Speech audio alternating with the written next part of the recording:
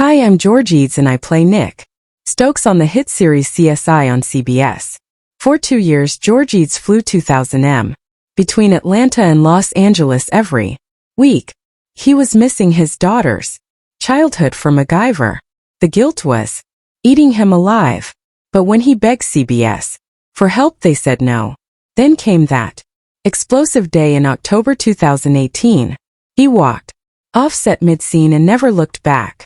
The same way his co-star Lucas Till had to stop production multiple times just to calm him down. What really happened that day? And why did a father choose to destroy his career instead of missing one more bedtime story? George Eads was born on March 1, 1967 in Fort Worth, Texas. His father, Arthur Coleman Eads, worked as a district attorney. His mother, Vivian Baker, was a school superintendent. From the start, George was surrounded by serious people doing serious things. His parents separated early in his life, but their influence stayed with him. He grew up hearing stories from courtrooms and classrooms. Even as a small child, he soaked up everything. He learned what it meant to be responsible, how to handle pressure, and why structure mattered. These early lessons gave him the calm and steady energy that later helped him in Hollywood, where everything moves fast and nothing is guaranteed. After the divorce, George moved to Belton, Texas. The town was small with a population just over 13,000. His mother remarried, and George was raised by her and his stepfather, Dr. Dudley Baker, gynecologist. It was a different life from Fort Worth. Quieter, slower, more personal. His home was filled with books, rules, and conversations about education and health. Both his mother and stepfather worked in roles that demanded intellect and care. That influence shaped George's curiosity and made him thoughtful beyond his years.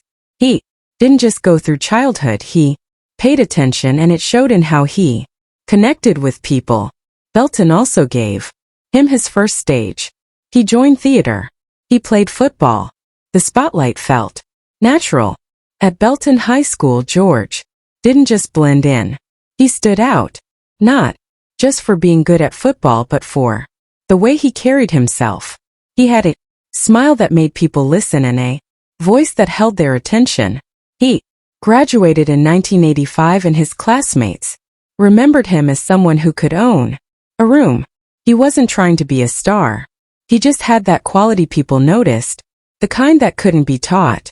He went on to Texas Tech University in Lubbock, where he earned a marketing degree. In 1989, there were more than 3,000 students in his graduating class, and George fit right in. He wasn't chasing fame yet. He was focused on practical things. His classes were about strategy, persuasion, and getting people to say yes. As a member of Phi Delta Theta, he learned how to build relationships and work a crowd. These weren't just college memories. They were skills that would serve him years later in casting rooms and contract negotiations. At the time, he had no idea he'd end up on TV, but every step was preparing him. After graduation, George didn't head to a film set. He started selling copy machines. Later, he switched to selling first aid safety gear for Cintas. It was boring work, paid the bills, but it didn't feed his spirit. One day, stuck in his car between sales calls, he broke down and cried. He hated the life he was living. That moment pushed him to make a change. He borrowed his stepfather's old pickup truck. The headlights didn't work, so he could only drive during the day. But that didn't stop him. He packed what he could and headed west to Los Angeles. It was more than a move. It was a full leap of faith. He had no job, waiting, barely any money, and no plan. Just a feeling that something better was out there. Arriving in Los Angeles didn't bring instant success. George found himself doing whatever it took to stay afloat. He worked as a gym attendant just so he could exercise for free. He took a job in the kitchen at Sony Studios cooking for crews and actors while dreaming of being one of them. Most days were filled with auditions that went nowhere. Some casting directors wouldn't even look up. Others dismissed him with a few words. Even getting an agent was a battle. Rejections came daily. Some were cruel. Most were silent. Every month brought the same questions. Should he give up? Could he afford to keep trying? But George didn't quit. He learned how to handle rejection, how to keep showing up when it would be easier to disappear. His first big break came with the TV show Savannah in 1996. It aired on the WB and was their very first one-hour drama. George was cast as Travis Peterson, a good-looking but shady character who didn't last long. But he made such a strong impression that the producers brought him back as Travis's twin brother, Nick Corelli. Playing two different people on the same show wasn't easy, but George pulled it off. His screen time doubled and his range as an actor started to shine. The show was a hit and George became one of the network's most talked about new faces. But just as quickly as the fame came, it disappeared. In February 1997, less than 2 years after it premiered, the network canceled the show. One moment he was riding high. The next he was unemployed, standing in long lines at auditions again, waiting to be seen. The industry moved on fast. No one wanted a soap actor anymore.